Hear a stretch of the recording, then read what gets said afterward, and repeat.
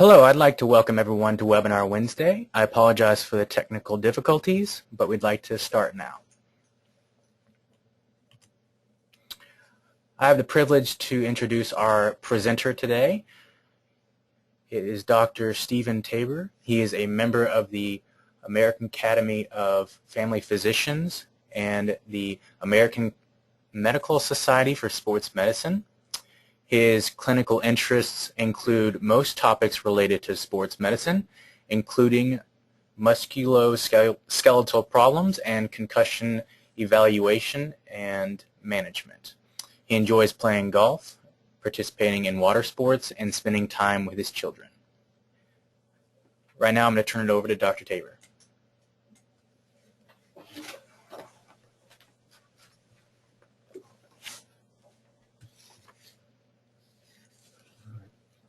All right, hello everyone. I'm Steve Tabor, as he just said, a primary care sports medicine physician here at Kelsey-Seybold. And we're just going to talk a little bit about exercise for a few minutes and then answer a few questions afterwards.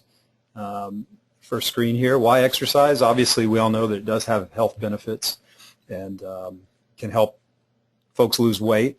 A couple of other things up here, a couple that I'd like to stress that it really can improve your mood quite a bit and improve your sleep habits as well. So don't forget those benefits. Those can help improve other aspects of life as well as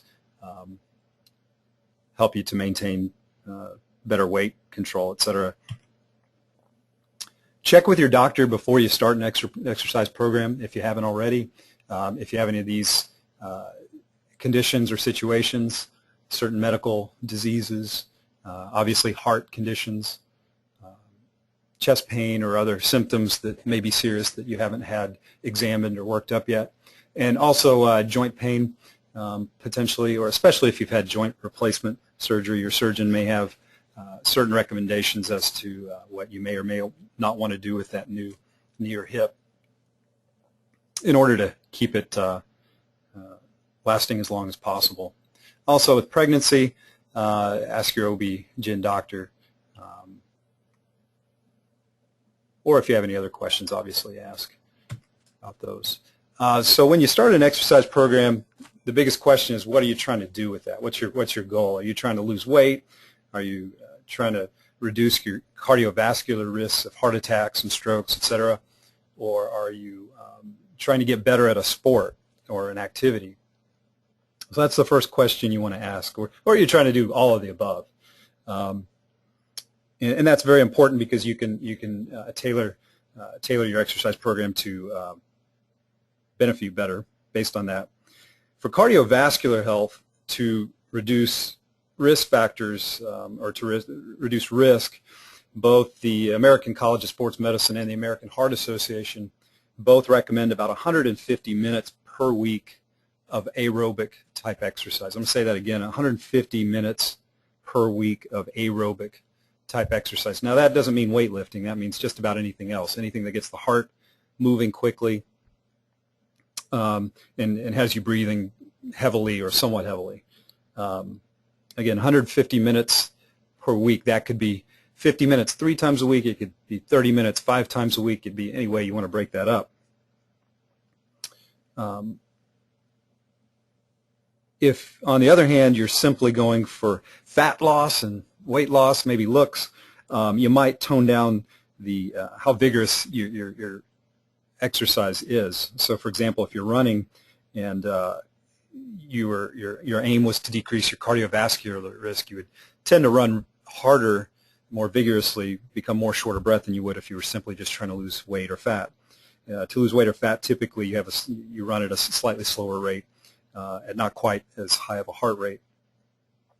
And the typical rule of thumb for that, for fat loss, is to be on a treadmill or bike or whatever your exercise is, but be able to carry on a conversation with someone standing next to you. That's kind of a general rule of thumb, and it matches up typically with the heart rate and the breathing pattern and breathing rate that is best to be the most efficient at burning fat.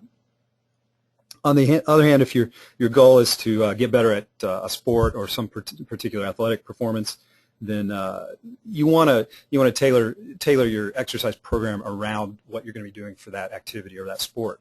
And that's pretty well documented in sports medicine literature and research that the things that mimic what you're actually doing on the field actually will benefit you best.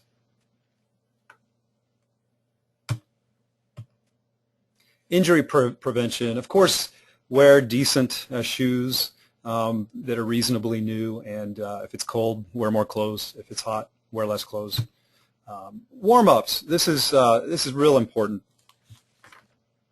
When warming up, we used to say stretch first.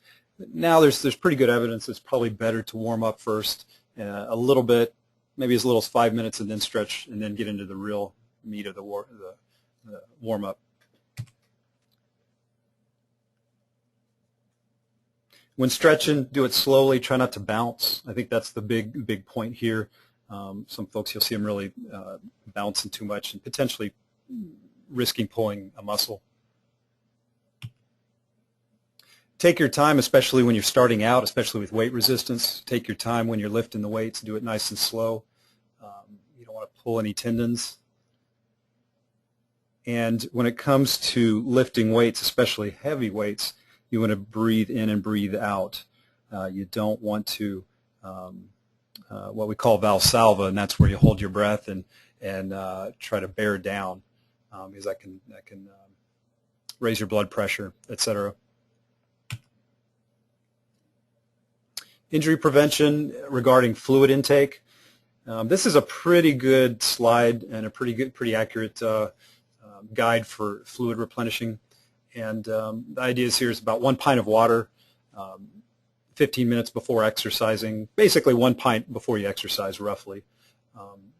Not rocket science. And then about a drink of water every 20 minutes or so, and for most people that's easy to do. The one question I get a lot of, and it comes up quite a bit, is particularly with sports teams and athletes, is what type of sports drink is best, Gatorade versus some other brand, and is that better than water, things like that. And it's been pretty well shown that the only time that you should probably even worry about Gatorade or any fluids that have sugar or glucose in them is after you've been, if you're performing an exercise or activity that's going to last longer than an hour. So about 1 hour is the time when you start considering replacing glucose or sugar with your fluids. So otherwise, if it's less than an hour, you can stick with water and be just fine. Then here's the cool down. The cool down phase, obviously just the opposite of the warm up, and one of the big reasons for this is that it helps prevent the possibility of something we call orthostatic hypotension, and that's when you go from a very exertive type exercise and all of a sudden you stop. Maybe you get a little dizzy, a little lightheaded, nauseous perhaps, maybe get tunnel vision and possibly pass out. So this cool down phase will help you kind of get your wits about you and hopefully not have that happen on the drive home. So it can also add to your exercise time and potentially burn a few more minutes of burn fat for a few more minutes.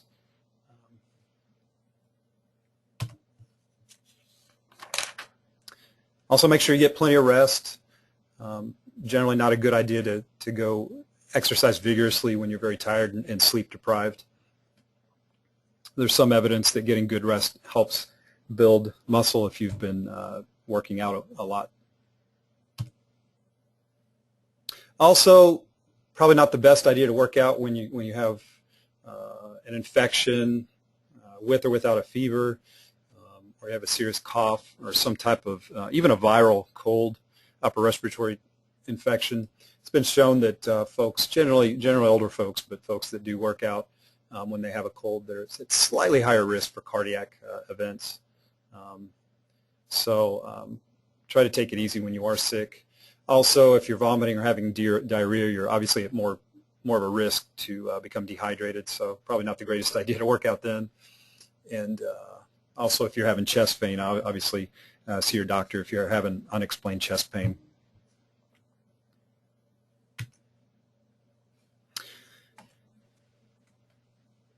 When is the right time to start exercising? Just about any time. There's just about an exercise for anyone out there, regardless of any problems they may have. There's usually something that they can do to improve their health. So in most cases, there's not really any good excuses not to. Some kind of loose recommendations are if you're over 65, to get checked out before you start. Also, as we said before, if you have any heart conditions, especially if you have any joint replacements, get checked out first. I've seen gyms before that required a doctor's release to be accepted as a member to the gym at 50 years old, and I've even seen one at 40 years old, if you can believe that. So, but that's few and far between these days. Again, check with the doctor if you have any cardiovascular symptoms such as dizziness, shortness of breath, chest pain, neck or jaw, radiating pains into the arms, anything like that.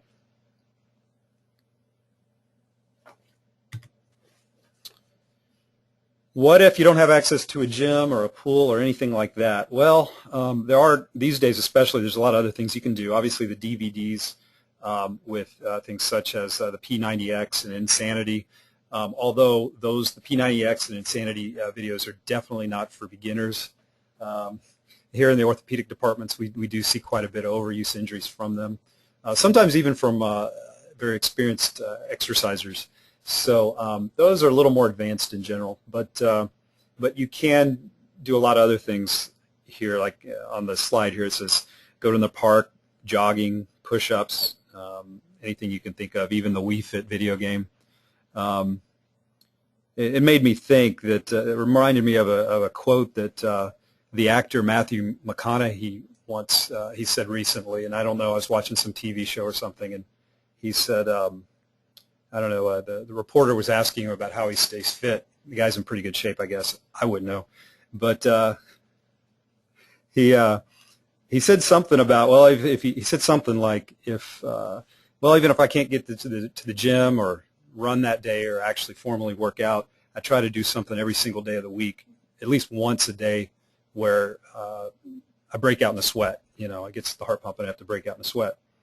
And as much as it pains me to quote Matthew McConaughey, I got to say I like that quote. I really do. I like that idea. So there it is.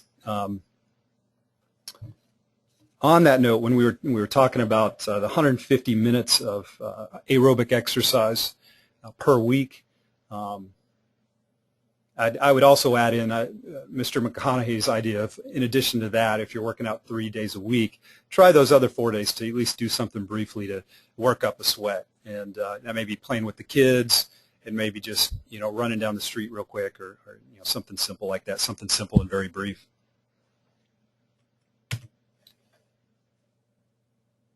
Types of exercise. Resistance training, most people think of lifting weights, and that could be push-ups, it could be barbells, it could be machines, it could be rubber bands of some sort. Cardiovascular, we already hit on that. Running, swimming, cycling, elliptical machine. Elliptical machines were probably invented for folks that had knee arthritis and folks that wanted to run but just can't due to knee pain. Fortunately, the elliptical machines will work quite well for folks in that situation. Circuit training. Circuit training's tough. You go almost constantly doing a variety of resistance training exercises with or without some cardiovascular aerobic exercises mixed in between. So it's a very quick, very intense, highly aerobic activity. And then stretching, as well as yoga. Resistance training, weights, bands, machines, etc. I think this is kind of vastly underutilized or thought by people in general. I hear all the time, especially from women, you know, I don't want to get too big, I don't want to get too bulky, I don't want to, you know, I'm afraid I'm going to look like a man. And that's simply not the case. Most people have in mind a bodybuilder on the stage, and the fact of the matter is, even if we hit the gym twice a week or twice a day, every day of the week, we're not going to look like a bodybuilder up on the stage of Mr. Olympia contest. So that's not a reality, and I think folks that are afraid of getting too bulked up, too massive, I think that's not reality. I think it's fine, and I think it's a very big benefit to increase muscle mass, because there's pretty good evidence that, as they say, muscle requires more energy. Muscle cells require more energy to live than fat cells do. So with that, potentially you could be burning more calories with bigger muscles just sitting around at the desk and sleeping than if you don't have those large muscle cells. In addition to that, it can help prevent strained muscles and accidental, injuries when you were, say, lifting something. If those muscles and tendons are stronger, they're more likely to hold up when you're testing them through day-to-day activities. Also increases bone mineral density, so you're less likely to develop osteopenia or osteoporosis. And obviously gives you some curves, makes you look good. So cardiovascular exercise.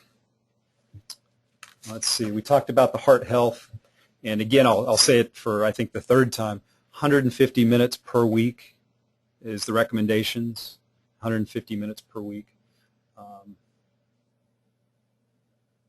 Let's see, I think we beat on that pretty well.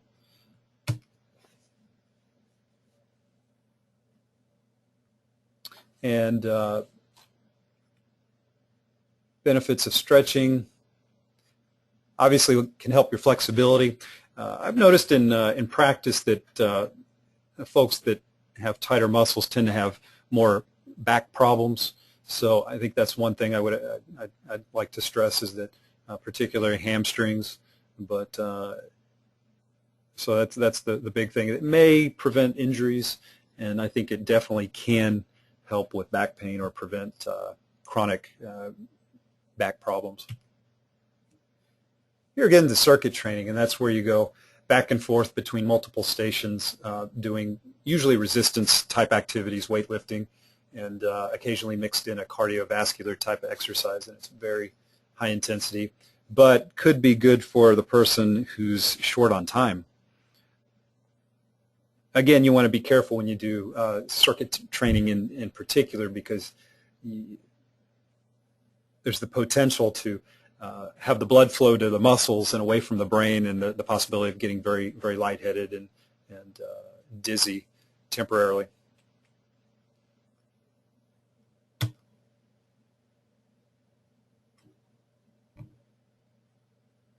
Okay, finding the right fitness program for you. The question becomes, are you a beginner? If you're not a beginner, are you intermediate, advanced? And usually by the time you're an intermediate level or advanced, you've been doing it for a while, you kind of know what you can do and what type of fitness program is right for you. And again, you got to know your goals. Are you trying to lose fat, weight? Are you trying to just simply get into better cardiovascular health, reduce your risk for cardiovascular problems? Or are you trying to run the 10K as fast as you can, or run your first marathon, or the ultra marathon, or whatever? So these are a few simple ways to kind of assess where you are, and you can kind of go online and compare yourself to other people and figure out where you are amongst the rest of the population. And your pulse rate before you start exercising, and immediately after you do, say, a 1 mile walk. Also, how long it takes to walk 1 mile. How many push-ups can you do without stopping? Your waist circumference at the level of your belly button. And that's actually somewhat of a cardiovascular risk indicator in and of itself. And then there's also your body mass index, and you may have heard your doctor mention the BMI before, and that's simply a ratio of how tall you are to how wide you are, it kind of allows for somewhat of a classification of whether a person is obese, overweight, whether they could lose a few pounds or need to lose a lot of pounds. The one problem with it, as the picture on the right illustrates, is that you could have kind of the portly guy on the right, and then you could have Arnold Schwarzenegger in his prime, and they're both 6 foot. What does that say? 250 pounds. But yet, obviously, there's a pretty big difference between the two. So, is the guy on the left unhealthy? I think that's very much debatable. So, anyway, but that's the point. That's the caveat to the BMI measurements there that you hear so much about.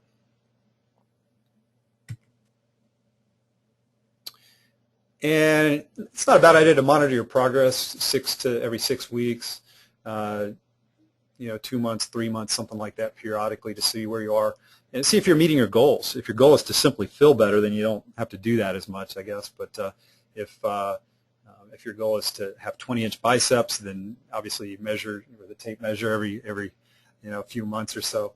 If it's to lose weight, obviously that just weigh yourself, but jot it down, keep a journal, and see where you're going. And if you need to change your workout routine, you can, obviously. And now we'll take some questions.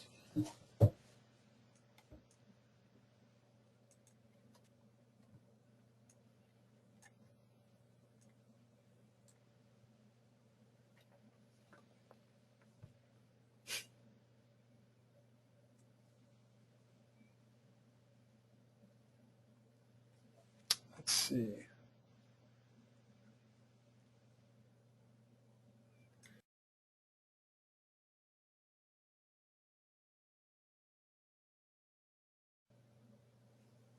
So you can't sit up.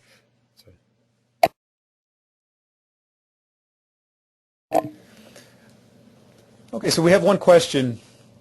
Where did it go? May we have a recorded copy of the presentation? You absolutely can. They're being recorded, and it's being recorded, and you sure can. Absolutely. Next question.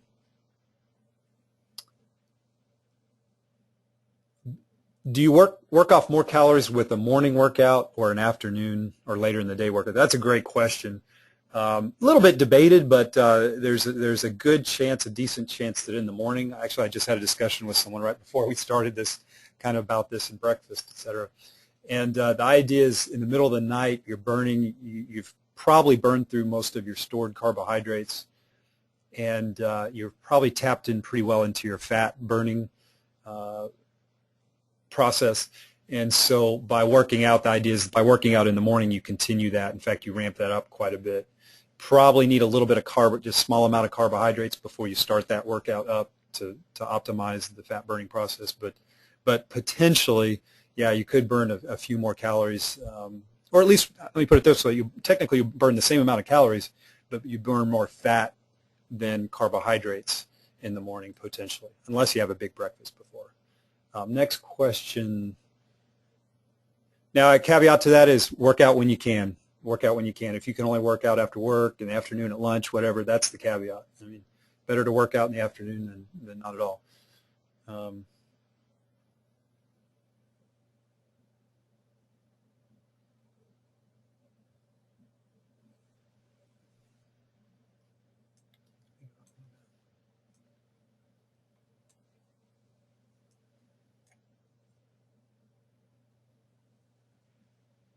What do I think about water aerobics was a question here. I think they're fantastic, absolutely, absolutely fantastic. In our orthopedics department especially, we see a lot of patients with knee and hip and occasionally ankle problems that are chronic. And getting in the water really unloads the weight quite a bit and allows you to do some exercise. Like I said before, there's almost no one out there that can't find some form of exercise that works for them. And water aerobics potentially plays a big part in that. It really allows a lot of folks to do something that they couldn't otherwise do. The only problem is getting access to a swimming pool. But absolutely fantastic.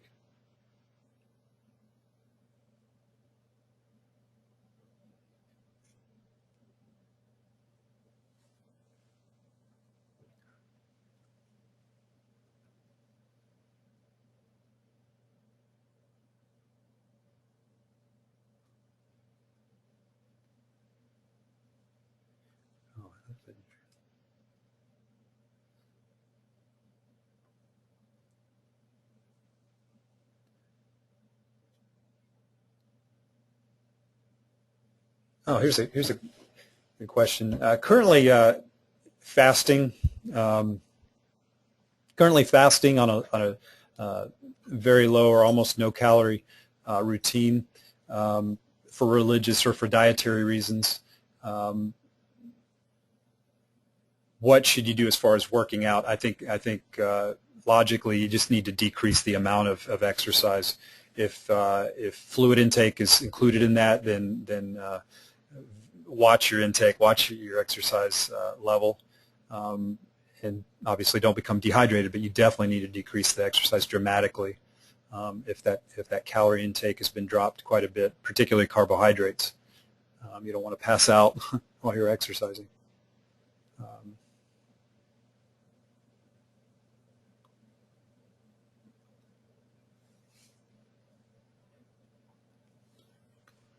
If your time is stretched, what would be the best workout for about 30 minutes of time a day? That's a great question. For me, you know, again, it goes back to what do you want to do? What's your goal? Is it fat loss? Is it cardiovascular risk reduction? Or is it athletic performance? For me, I kind of like mixing up. So if I could do it 30 minutes, 5 to 7 days a week, I would probably do almost something different every day. I would do weights one day, personally. Maybe go running one day for 30 minutes. The next day do one of the circuit training routines, like we said. Pound for pound, you're going to get the most punch for some sort of circuit training out of 30 minutes a day. However, again, it's very vigorous. It's pretty demanding. It's probably something like doing CrossFit for 30 minutes. That's probably the highest or the most bang for your buck.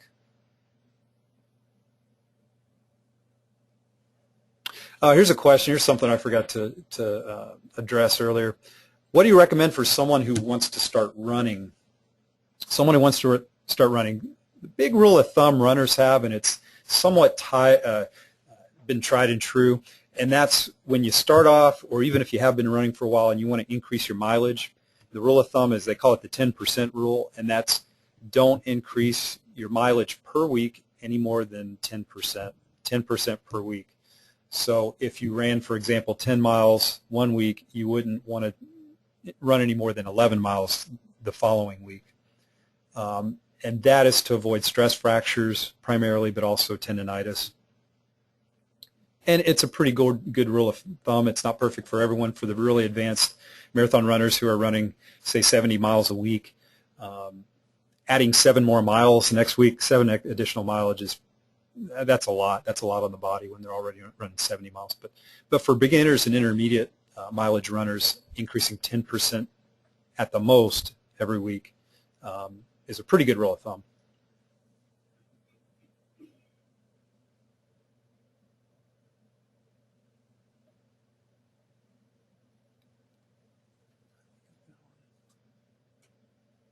How good are Stairmasters?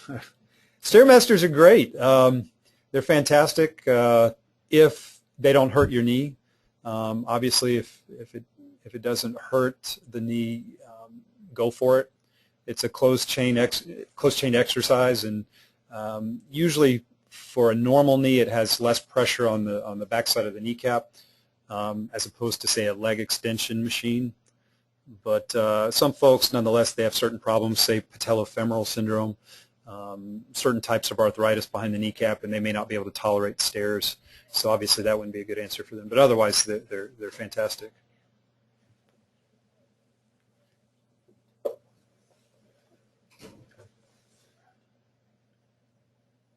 Let's see.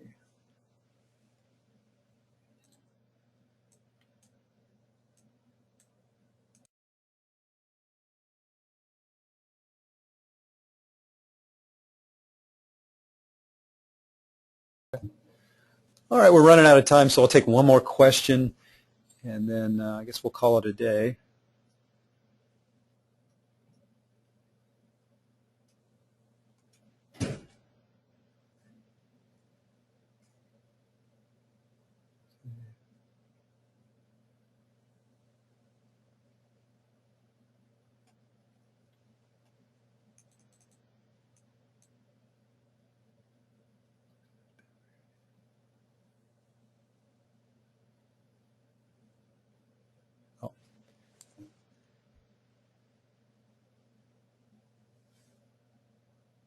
What is a healthy amount of weight to lose weekly? I'm seeing that coming up a few times here.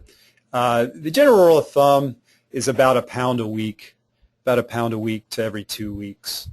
And let me restate that: one half of a pound a week to 1 whole pound per week, and that's simply based on the likelihood of keeping it off. There are a lot of diets, particularly low-carb diets, that may or may not be right for someone, and you can lose weight very quickly, not just from fat loss, but also from water weight loss from that. but the statistics show that a lot of times that long-term that weight is not kept off. And so it's a very general statement, but generally if someone loses a lot of weight quickly, it tends to come back. It's more likely to come back, whereas if it's a more gradual loss, the person tends to keep it off longer. So that's the concept of that. But for several years now, the recommendations have been about half a pound to 1 pound per week. Each pound's about 3,500 kilocalories, I believe. So let's see. All right. Well, I guess that'll be it for this afternoon. And thanks for having me on. I would like to thank all of our attendees and Dr. Tabor. I apologize again for the technical difficulties, and thank you for joining our webinar today.